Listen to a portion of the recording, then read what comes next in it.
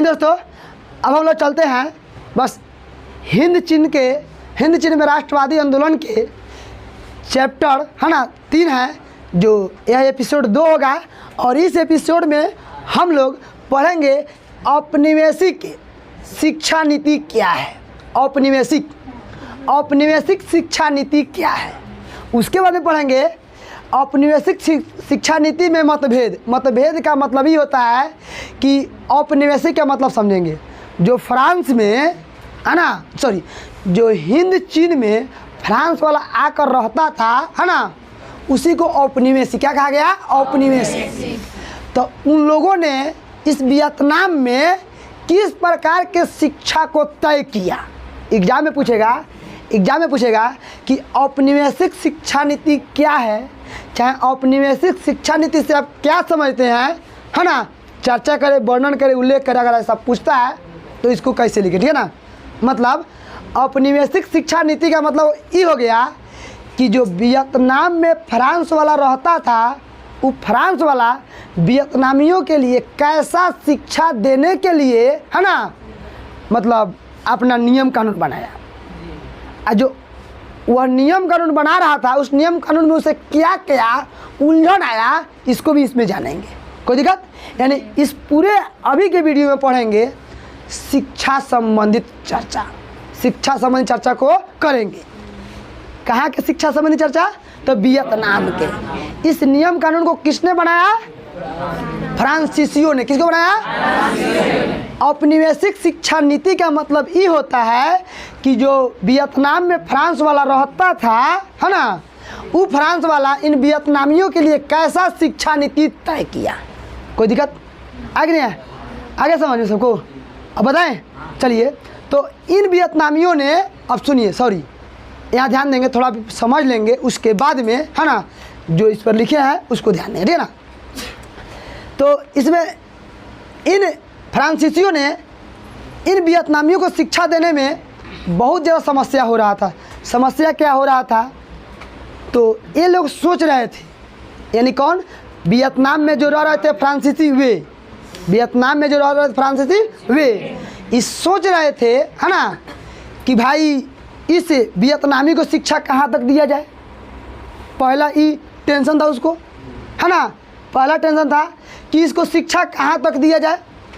कौन ठीक है, इसको वियतनामियों को कहीं अगर ज़्यादा शिक्षा दे देंगे तो ससुरा सा हम पर ही अधिकार कर लेगा। यानी फ्रांसीसियों ने सोचा, कौन सोचा, फ्रांसीसियों ने, कि कौन ठीक है, कहीं ज़्यादा इसको शिक्षा दे देंगे तो हम लोग भी वियतनाम में रहते हैं, कहीं हम लोग आटा का कह के हमको नौकरी दो। पहले का समस्या ये, और दूसरा फ्रांसीसियों के लिए ये समस्या हो गया कि इस वियतनामियों को शिक्षा कहाँ तक दिया जाए, कहाँ तक मतलब किस भाषा में दिया जाए, वियतनामी भाषा में दिया जाए आकि फ्रांसीसी भाषा में दिया जाए। तो वही में कोनो फ्रांसीसी कहता था एगो काम ना कर जाओ, सारा वियतनामी के फ्रांसीसी में शिक्षा दे दिया। तो कहता ना रे, अगर दे देगा न तो हम ही लोग को भगा देगा, हम ही पर लोग कब्जा कर लेगा। तो एगो वही में कह रहा है फ्रांसीसी, एगो काम करो, जो शुरुआत का परीक्षा होगा, शुरुआत का जो शिक्षा होगा है ना, वह समान कर दो, और बाकी बात की दूसरा कर दो। तो करना यो ठीक नहीं है। तो ऐसे ऐसे समस्या उन लोगों के पास आने लगा। किन लोगों के पास आने लगा, फ्रांसीसियों के पास, फ्रांसीसियों का, ठीक है ना। अब यही दिक्कत उनको आगे बहुत दिनों तक सताया, तो इसी को कैसे लिखेंगे ध्यान देंगे। यानी आपसे एग्जाम में पूछेगा कि औपनिवेशिक के शिक्षा नीति क्या है, तो लिखिएगा दोस्तों यहाँ पे कि औपनिवेशिक शासकों ने वियतनाम में शिक्षा की नई नीति अपनाई। औपनिवेशिक शासकों ने वियतनाम में शिक्षा की नई नीति अपनाई। औपनिवेशिक मतलब कौन, जो वियतनाम में फ्रांसीसी रह रहे थे वे लोग एक नई शिक्षा नीति अपनाई है ना। ऐसा करने का उद्देश्य वियतनामियों को विकसित है ना यूरोपीय सभ्यता से परिचित करना था। ऐसा करना वे अपने नैतिक दायित्व मानते थे। उनका मानना था कि स्थानीय संस्कृति, धर्म एवं परंपराएं व्यर्थ हो चुकी है। उनका महत्व समाप्त हो चुका है। अतः फ्रांसीसियों को सोची समझी नीति के अनुरूप वियतनाम में अपनी शिक्षा नीति लागू करे। यानी वहाँ पे कैसा शिक्षा नीति लागू हुआ वियतनाम में, तो वहाँ पे ये देखा गया कि फ्रांसीसी वाला अपने आप को समझता था कि भगवान हमको है ना यहाँ पे सर्वज्ञ यानी बहुत ज्ञान वाले बनाकर भेजे हैं, इसीलिए इन वियतनामियों को हमारे अनुरूप शिक्षा दी जानी चाहिए। कौन सोचा? कौन? फ्रांसीसी। कौन सोचा? फ्रांसीसी। जब ऐसा इन्होंने सोचा है ना, तो इनमें दो तरह का मतभेद आया। कितने तरह का मतभेद आया? पहला समझेंगे। पहला मतभेद ये आया है ना कि नई शिक्षा नीति लागू करने से पूर्व शासकों के सामने विचारणीय प्रश्न था, पहले वियतनामियों को कहाँ तक शिक्षा दी जाए। जब नई शिक्षा नीति लाया गया ना, तो इस शिक्षा नीति के तहत इन लोगों के सामने एगो समस्या आ गया। समस्या क्या आ गया कि इन वियतनामियों को है ना शिक्षा कहाँ तक दी जाए। यह समस्या किसके सामने आया? फ्रांसीसियों के सामने। किसके सामने आया? फ्रांसीसियों के सामने। यानी बहुत बड़ा का टेंशन है कि टेंशन है? आगा फ्रांसीसी पढ़े लिखे है ना, पढ़े लिखे कामगार तो चाहते थे, परंतु उन्हें भय था कि अगर उन्हें अधिक शिक्षित कर दी जाए तो औपनिवेशिक शासन के आलोचक बन सकते थे तथा उनमें राष्ट्रवादी की भावना विकास हो सकता था। इससे वियतनाम में औपनिवेशिक शासकों की कठिनाई का सामना करना पड़ सकता था। यानी जो औपनिवेशिक शिक्षा नीति बना ना, तो इसमें पहला समस्या यह हुआ है ना कि इनको वियतनामियों की शिक्षा कहाँ तक दी जाए। तो इस सताने लगा डर, यह डर वहाँ पे यानी वियतनाम में जो रह रहे थे है ना फ्रांसीसी, इनको सताने लगा कहीं हो सकता है कि कहीं यह वियतनामियों कहीं ज़्यादा शिक्षा दे देंगे, तो हो सकता है कहीं यह वियतनामी के अंदर राष्ट्रवादी भावना उत्पन्न होगा और हम लोग यहाँ से भगा देगा। या संभव ये हो सकता है कहीं ज़्यादा पढ़ लिख लेगा तो नौकरी खोजने लगेगा क्या। तो यह सारा डर किसको सता रहा था? फ्रांसीसी है ना। इसी वजह से वियतनाम में रहने वाले फ्रांसीसी को कोलोन कहा जाता था। क्या कहता था? यानी वियतनाम में जो फ्रांसीसी रह जाता है उसे क्या कहता है? कोलोन। क्या कहता है? कोलोन। हाँ, वियतनामियों को शिक्षित हो जाने से उनकी नौकरियां खोनी पड़ सकती थी तथा रोजगार व्यवसाय पर भी संकट आ सकता था। कोलोन की बड़ी संख्या में शिक्षक, पुलिसकर्मी, दुकानदार भी थे। शिक्षा के विकास में ये अपने खतरा मानते थे, अतः वियतनामियों की पूरी शिक्षा दी जाने में ये लोग विरोधी बन गए। कौन विरोधी बन गए जी? फ्रांसीसी। कौन विरोधी बन गए? फ्रांसीसी। आपसे पूछा जाएगा कि वियतनाम को शिक्षा देने में है ना, वियतनाम को शिक्षा देने में वियतनाम में रह रहे फ्रांसीसी इसके विरोधी क्यों बन गए, तो जवाब लिखिएगा क्योंकि इन फ्रांसीसियों को यह डर था कि अगर इन वियतनामियों को अगर सही शिक्षा दे दी जाती है, सही ठीक ढंग से शिक्षा दे दी जाती है, तो इनमें राष्ट्रवाद की भावना उत्पन्न हो सकता है और हमें यहाँ से भगा सकता है। या ज़्यादा शिक्षा दे देंगे तो यह है ना नौकरी भी मांगना शुरू करेंगे, उनको हमें नौकरी भी देना पड़ेगा है ना। इसीलिए है ना ये फ्रांसीसी चाहते थे कि ऐसा नियम कानून नहीं बने, ऐसा नियम कानून बने ताकि वियतनामी कम पढ़े, कम लिखे, कम शिक्षा प्राप्त करे है ना, और वह हमेशा के लिए हमेशा मजदूर और लेबर बनकर जिए। तो इसका विरोध कौन किया? बात समझ में आया कि नहीं आया? लिखा जाएगा ना। कहेगा औपनिवेशिक शिक्षा नीति से आप क्या समझते हैं, तो लिखा जाएगा ना। कोई दिक्कत? बात समझ में आ गया स्पष्ट रूप से? पहला समस्या यही था। पहला समस्या यह ज़्यादा शिक्षा दे देंगे तो हमसे नौकरी मांगेगा, और जब नौकरी मांगेगा तो संभव है कि हमें नौकरी तो देना पड़ेगा। तो एक ना एक दिन हमारी जनसंख्या पर यह क्या करेगा? कब्जा करेगा और हमें यहाँ से भागना पड़ेगा, हमें अपनी नौकरी खोना पड़ेगा, हमें अपनी रोजगार को खोना पड़ेगा। ऐसा किसने सोचा? बात समझ में आया कि नहीं आया? आगे देखते हैं। हाँ, दूसरी समस्या क्या था? ध्यान देंगे। दूसरी समस्या शिक्षा का माध्यम को लेकर थी। यानी शिक्षा का माध्यम क्या हो? माध्यम का मतलब होता है ना स्रोत। फ्रांसीसी में शिक्षा दे कि वियतनामी में दे? क्या ये भी एक टेंशन था? किसके लिए टेंशन था? है ना। अर्थात वियतनामियों को शिक्षा किस भाषा में दी जाए, फ्रांसीसियों का यह फ्रांसीसी है ना यह चाहता था कि वियतनाम का शिक्षा का माध्यम फ्रांसीसी भाषा को बनाया जाए। ऐसा होने से वियतनाम में फ्रांसीसी सभ्यता संस्कृति से परिचित होगा और इसे गहरे रूप से जुड़ जाएगा। मतलब फ्रांस के लोगों ने सोचा कि अगर फ्रांसीसी भाषा में अगर हम शिक्षा देंगे तो इससे वियतनामी फ्रांसीसी वेशभूषा में आ जाएगा और इसमें जो हमारा संस्कृति जो है इस संस्कृति से गहरे रूप से क्या हो जाएगा? जुड़ जाएगा। क्या हो जाएगा? जुड़ जाएगा। कोई डाउट? औपनिवेशिक शिक्षा नीति क्या है, इसको लिख सकते हैं? दिखा सकता है ना? कोई डाउट नहीं ना है?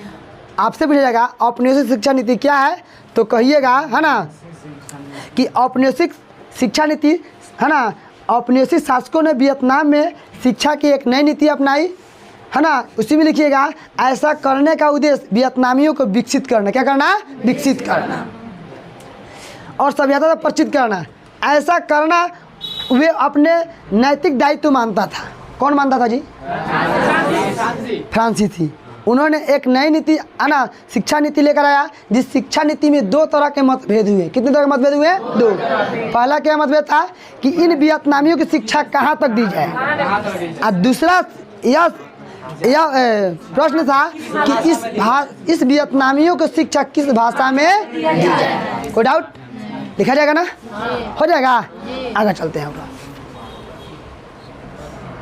अब आगे आते हैं अगला क्वेश्चन। देखिए बड़ा है तो क्या हो गया?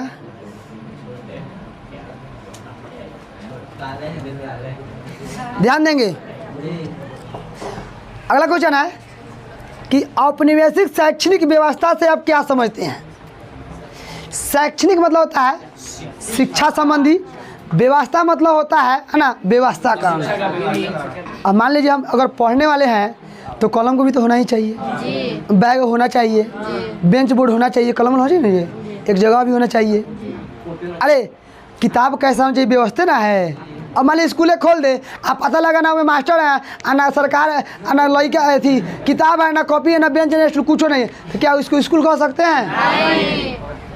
तो औपनिवेशिक शैक्षणिक व्यवस्था से आप क्या समझते हैं? ये आएगा तो इसको कैसे लिखिएगा थोड़ा बताइए कोई। कि औपनिवेशिक यानी इन फ्रांसीसियों ने इन वियतनामियों के लिए किस प्रकार के शिक्षा का व्यवस्था किया, किस प्रकार के है ना शैक्षणिक व्यवस्था किया, इसके बारे में लिखा जाएगा। कोई बोल सकता है इसके आंसर? आप लोग पढ़ कर नहीं आए हैं? चलिए ध्यान देंगे। कैसे लिखेंगे ध्यान देंगे। अच्छा रणदीप बाद में बताइए क्या है। एक मिनट। क्वेश्चन आप समझ गए? औपनिवेशिक शैक्षणिक व्यवस्था क्या है? समझ गए ना? कि मतलब औपनिवेशिक यानी जो फ्रांसीसी वाले ने शिक्षा नीति तय किया शिक्षा देने के लिए, तो वे लोग किस प्रकार की शिक्षा के लिए व्यवस्था किया, कैसा व्यवस्था किया, किताब कैसा हो, किताब में क्या छपा हो, कौन मास्टर क्या पढ़ाएगा, बच्चों को क्या पढ़ाएगा है ना, कितना लड़का पास करे क्या करेगा, इस तरह की व्यवस्था करना है ना शैक्षणिक व्यवस्था। क्या कहलाता है? शैक्षणिक व्यवस्था। बच्चों के लिए प्रश्न पत्र तैयार करना है ना, बच्चों के लिए जो बच्चे जो प्रश्न पत्र का जवाब देंगे उसका कॉपी चेक करना, मूल्यांकन करना, इस तरह की व्यवस्था को शैक्षणिक व्यवस्था क्या कहता है? शैक्षणिक व्यवस्था। कोई डाउट बताए ना? तो चलिए इसको कैसा लिखिएगा। तो वियतनाम में चीनी सभ्यता और संस्कृति सभ्यता का गहरा प्रभाव था। आपको पता है वियतनाम में चीन यानी चीन का है ना बहुत गहरा प्रभाव था। गहरा मतलब होता है ना कि आंतरिक रूप से यानी बहुत अच्छी तरह से इनके हम सभ्यता और संस्कृति को जानते हैं। कौन? चीनी। शिक्षा देने के लिए फ्रांसीसी स्कूल खोले गए। अब देखिए इन वियतनामियों को शिक्षा देने के लिए एक स्कूल खोला गया जिस स्कूल का नाम है तोंकिन फ्री स्कूल। एक मिनट कोई नहीं बोलेंगे। यह स्कूल सिर्फ नाम के लिए तोंकिन फ्री है, लेकिन ये नहीं कि पैसा नहीं लगेगा, पैसा लगेगा। तोंकिन फ्री स्कूल आपसे पूछा जाएगा तोंकिन फ्री स्कूल कहाँ खोला गया? तो वियतनाम में। कहाँ खोला गया? वियतनाम में। किस प्रकार के स्कूल खोला गया? यह कब खोला गया? 1907 में। कब खोला गया? 1907 में। कोई दिक्कत है ना है? ध्यान देंगे। इन स्कूलों के माध्यम से वियतनाम में संपन्न परंतु छोटा वर्ग को शिक्षा प्राप्त कर सका। मतलब इस स्कूल के इस उद्देश्य से खोला गया ताकि वियतनाम में जो भी है ना छोटा वर्ग के लोग हैं वह शिक्षा प्राप्त कर सकें, इस उद्देश्य से खोला गया। लेकिन उसमें छोटा व्यक्ति पढ़ नहीं सकता था, जिसके पास कम पैसा वाला व्यक्ति पढ़ नहीं सकता था। इसका कारण यह था कि स्कूल महंगे थे। स्कूल क्या थे? महंगे। वियतनामियों को शिक्षा देने के लिए एक स्कूल खोले गए है ना, और यह स्कूल क्या थे? महंगे थे। क्या थे? महंगे। यानी सिर्फ उसमें पैसा वाले के ही बाल बच्चा पढ़ सकते थे। जिनके पास कम पैसा वाला है वो अपने इसमें बाल बच्चा को नहीं पढ़ा सकता है। और देखिए स्कूल की विशेषता क्या थी। समान वियतनामियों के पास अपने बच्चों को इन स्कूल में पढ़ाने के लिए धन ही नहीं था। इस स्कूल में समान मतलब अधिकांश लोगों के पास अपने बच्चों को पढ़ाने के लिए पैसा ही नहीं था। किसमें जी? जो स्कूल खोला गया उसमें, है ना। जो समान वियतनामी थे उनके जो बच्चे हैं उनको बच्चों को पढ़ने के लिए है ना उनके पास फीस देने के लिए पैसा ही नहीं था। यानी सीधा कह सकते हैं कि बहुत ज़्यादा महंगा स्कूल था, फीस बहुत हाई पाई था। धनी वर्ग के लोग धनी वर्ग के जो विद्यार्थी फ्रांसीसी स्कूल में पढ़ते भी थे उनमें से बहुत कम स्कूली शिक्षा पूरी कर पाते थे। ऐसा इसलिए होता था कि अधिकांश विद्यार्थियों को अंतिम वर्ष में जानबूझकर अनुत्तीर्ण कर दिया जाता था। मतलब उसमें बहुत सारे बच्चे पढ़ते भी थे और कुछ वियतनामी के बच्चे पढ़ते थे तो उन वियतनामी के बच्चों को जानबूझ करके फेल करा दिया जाता था। अनुत्तीर्ण का मतलब फेल। अनुत्तीर्ण का मतलब अब आपको पता है काहे फेल कराया जाता होगा? फेल से नहीं पढ़ेगा, मतलब अनुत्तीर्ण इसलिए कर देता है कि अगर आप क्लास पास ही नहीं करेंगे तो अगला क्लास में कहाँ जाएंगे, और जब अगला क्लास में नहीं जाएंगे तो आप अगर नौकरी कहाँ से लेंगे, है ना। तो लगभग है ना, लगभग हमारे इस भारत में इस हिंद चीन में है ना, इस हिंद चीन में पूरे वियतनाम की आबादी 1.7 करोड़ आबादी में से मात्र 400 लड़का को ही पास कराया गया। यह एक ऐसी शैक्षणिक व्यवस्था थी फ्रांसीसियों के द्वारा तय किया गया। इस फ्रांसीसी शैक्षणिक व्यवस्था में वियतनाम के 1.7 करोड़ वियतनामियों में से मात्र 400 विद्यार्थियों को सफल कराया गया। बताइए, करेक्ट कराया गया। ऐसी गतिविधि एक्टिविटी थी है ना, जिसे कि शिक्षा पूरी कर वे नौकरी प्राप्त नहीं कर सके। अनुमानतः 2/3 कितना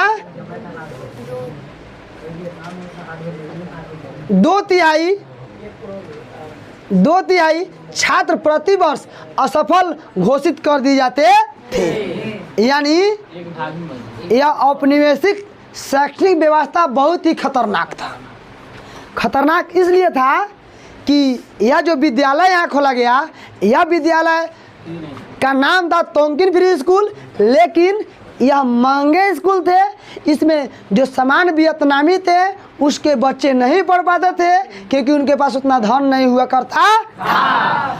और जिन वियतनामियों के बच्चे पढ़ते थे है ना, तो उन वियतनामी के बच्चों को जानबूझ करके फेल करा दिया था। ऐसा इसलिए किया जाता था क्योंकि है ना आगे की पढ़ाई उनकी पूरी नहीं हो पाएगी, और जब पूरी नहीं हो पाएगी तो इनको हमको नौकरी नहीं देना पड़ेगा। ऐसा शिक्षा नीति किसने अपनाया? हाँ, उन्होंने और क्या अपनाया, फ्रांसीसियों ने और क्या अपनाया, आगे देखेंगे।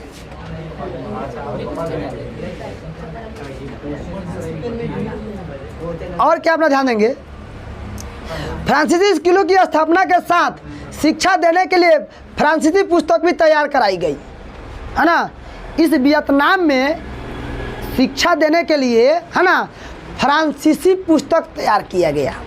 कौन पुस्तक? फ्रांसीसी पुस्तक। और उस पुस्तक में उस पुस्तक में, फ्रांसीसी पुस्तक में वियतनामियों को आदिम, मजदूर, है ना, और कहा गया कि ये लोग नकलची मतलब नकल करने वाले, है ना, और ये लोग लेबर है, मजदूर है, इस तरह के बात उस किताब में छापे गए।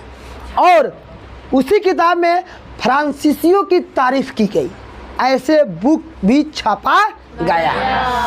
कितना बेकार व्यवस्था था। और इन किताबों को पढ़ाने के लिए पता है कहाँ से सर जी आए थे? कहाँ के सर जी थे?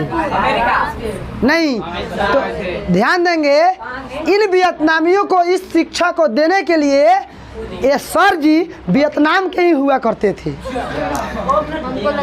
कहाँ के हुआ करते थे? वियतनाम के हुआ करते थे। यानी वियतनामियों लोग मास्टर बनकर स्कूल में आते थे, जब पढ़ाते थे, और जब इसमें ही देखते थे कि इस पुस्तक में सिर्फ फ्रांसीसियों की तारीफ की गई है और वियतनामियों की क्या की गई है? हिनाई की गई है। क्या की गई है? हिनाई की गई है। इन टीचरों लोगों को पढ़ाने के लिए बहुत मुश्किलें क्या हो गई? बढ़ गई। बहुत मुश्किलें क्या हो गई? बढ़ गई। किनको बढ़ गई जी? कोई दिक्कत? तो बस वही चीज़ हम लिखे हुए हैं, ध्यान देंगे। इन फ्रांसीसियों की प्रशंसा है ना की गई। इन पुस्तकों में फ्रांसीसी की क्या गई? प्रशंसा। प्रशंसा का मतलब तारीफ। प्रशंसा का मतलब तारीफ। इन पुस्तक में जहाँ एक और फ्रांसीसी गुणगान किया गया है और दूसरी ओर वियतनामियों की निंदा की गई है, जिन्हें आदिम, पिछड़ा, है ना, और शारीरिक श्रम करने योग्य बताया गया है, खेतों में काम करने वाला बताया गया है, और ये बताया गया है कि बौद्धिक कार्य करने में यह सक्षम नहीं है। इस तरह के भाषा उसमें लिखा गया है। कोई दिक्कत है? कोई दिक्कत नहीं है। यानी आपसे सीधा पूछा जाएगा कि औपनिवेशिक शैक्षणिक व्यवस्था को लिखे, इसे आप क्या समझते हैं? तो लिखा जाएगा ना? लिखा जाएगा। कैसे लिखिएगा? लिखिएगा इस तरह, पूरी इस यहाँ से लिखिएगा कि वियतनाम में चीनी सभ्यता का गहरा प्रभाव था, है ना। ये फ्रांसीसियों ने वियतनामियों को शिक्षा देने के लिए एक स्कूल खोले, जिस स्कूल का नाम तोंकिन फ्री स्कूल था। इस स्कूल में वही बच्चे पढ़ सकते थे जिनके माता पिता के पास पैसा हुआ करता था। जिन वियतनामियों के माता पिता के पास पैसा नहीं था, वे अपने बच्चों को इसमें नहीं पढ़ाया करता था। इस विद्यालय में फ्रांसीसी पढ़ते थे, वियतनामी भी पढ़ते थे, और सरकार इस स्कूल में जानबूझ करके, है ना, 2/3 बच्चों को असफल घोषित करते थे। इनमें इस विद्यालय में बच्चों को पढ़ाने के लिए एक फ्रांसीसी पुस्तक भी तैयार किया गया, जिस पुस्तक में फ्रांसीसियों का गुणगान किया गया, और एक और इन हिंद चीनों का क्या किया गया है? बुराई किया गया, निंदा किया गया। इस पुस्तक में वियतनामियों को, है ना, खेत में काम करने योग्य बताया गया, इन्हें मजदूर बताया गया, इन्हें, है ना, यह कहा गया है कि ये लोग बौद्धिक रूप से कार्य नहीं कर सकता है, ये लोग, है ना, क्या होते हैं? नकलची हैं, नकल करने वाले हैं, ये लोग आदिम हैं, ये लोग पिछड़ा है। ऐसे पुस्तकों में बताया गया। कोई दिक्कत? ऑब्जेक्टिव अभी पूछ देगा कि आदिम पिछड़ा, पुस्तक एग्जाम में पूछेगा कि वियतनामियों के शिक्षा देने के लिए फ्रांसीसियों ने किस प्रकार की पुस्तक तैयार किया, लिख सकते हैं? लिखा जाएगा? लिखा जाएगा? चलिए अब आगे आते हैं। चलिए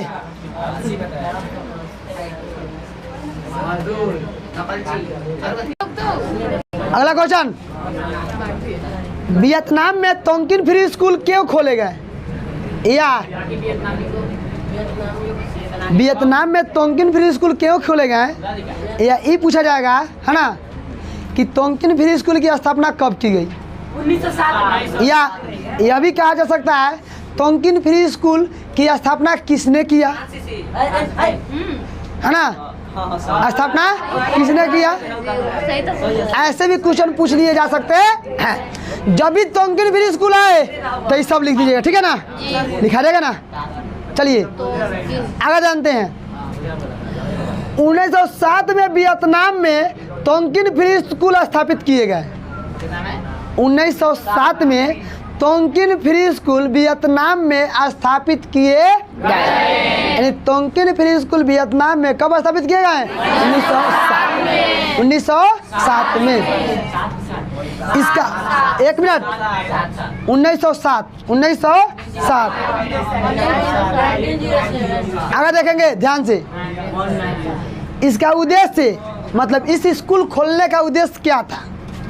यह था कि वियतनामियों की पश्चिमी शिक्षा दिलाना था।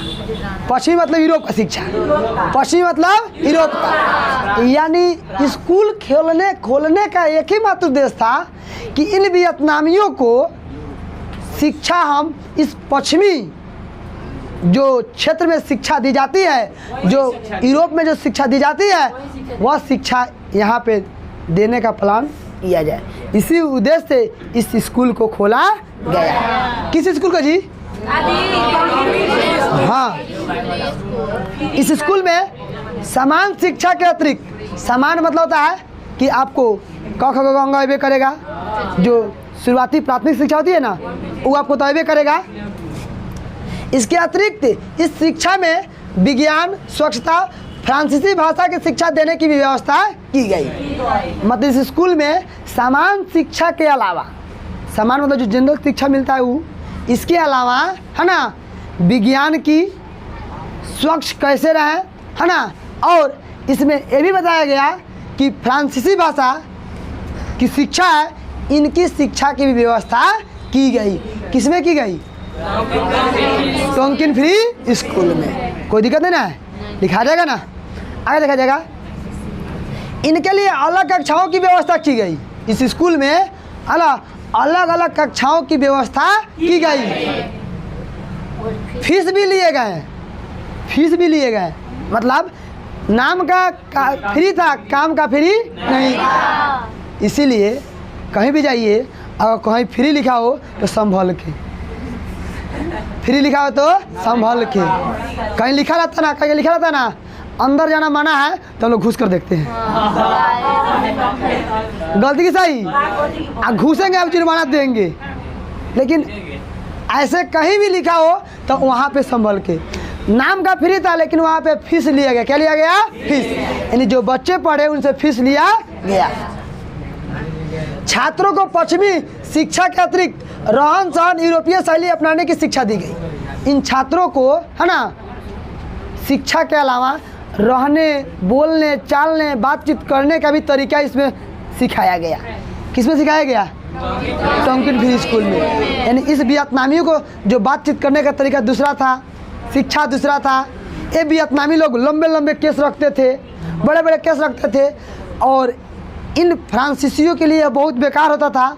तो उन्होंने सारा शिक्षा दिया कि देखिए जो विद्यार्थी पढ़ेंगे वे लंबे लंबे बाल नहीं रख सकते हैं, है ना, वे लंबे लंबे बाल नहीं रख सकते हैं, वे है ना यह नहीं कर सकते हैं कि जो वियतनाम में जो रहने और बोलने चालने की व्यवस्था है, इसको छोड़ करके जो फ्रांस में जो पश्चिमी क्षेत्र में जो शिक्षा दी जाती है, इस शिक्षा को उन्होंने अपनाने पर ज़्यादा जोर दिया। कौन दिया? फ्रांसीसियों ने। हाँ, छात्रों को पश्चिमी वेशभूषा अपनाने को कहा गया। इन वियतनामियों को कहा गया, वियतनाम का ड्रेस तू पहनता है, ये पश्चिमी क्षेत्र यानी यूरोप के क्षेत्र का तू ड्रेस पहनो, यूरोप के क्षेत्र का क्या पहनो? ड्रेस पहनो। इसे ड्रेस पहनना बंद करो। एक और लोग बाबा सूट पहन लेता है, ऐसा ना बाका शर्ट पहनेगा वो हाथों में डूब जाएगा, बाका उसको पैंट पहन लेगा, पूरा रोड बहारते जा रहा है। तो